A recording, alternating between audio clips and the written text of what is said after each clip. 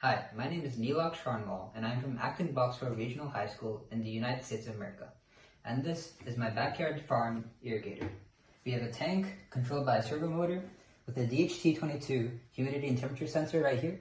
We have an IR sensor that takes the remote reading, and we have a step motor that can change where the straw is and an LCD display to display the relevant variables.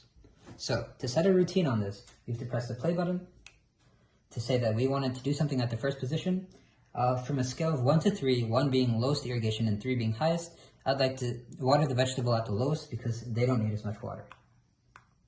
And then we'll get it to the second position. We want to find a position that's suitable for the second plant. Since it's a flowering plant, we want to water it a little bit more, so I'll set it at a 3 once I get there. So we're moving to the third position now. This still doesn't look quite right, so I'm going to move to the fourth. And this looks good, so I'm going to set this at a 3 by pressing the play button, and the 3. And then we're going to move all the way back to start the routine.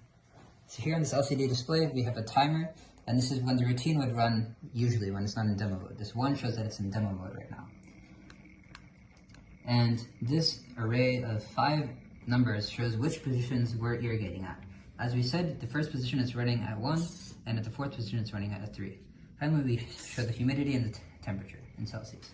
So here, we see the routine has started. So it irrigated the first one already. You might have heard the servo mode run. And as we get to the second plant, it should irrigate a little bit more. So you're going to see the servo motor open the nozzle once it's at its position. And the amount of time it opens and closes for depends on the temperature and the humidity that the sensor reads. And that's an exponential graph, meaning higher temperature and lower humidity mean that it'll run for a little bit longer. And this will keep on running since it's in demo mode. Now, one challenge I had with making this whole thing happen is mounting the servo motor to the nozzle in a way that can open and close it completely. Because we don't want to waste water. We're trying to fix climate change, and this should fix it by making backyards a little bit easier, which means you don't have to travel to make cucumbers, tomatoes, any vegetables, or any flowers that you might need. Also, to run a routine that's not in demo mode, to run at a specified time, we also have a built-in clock that's taking use of the milliseconds method.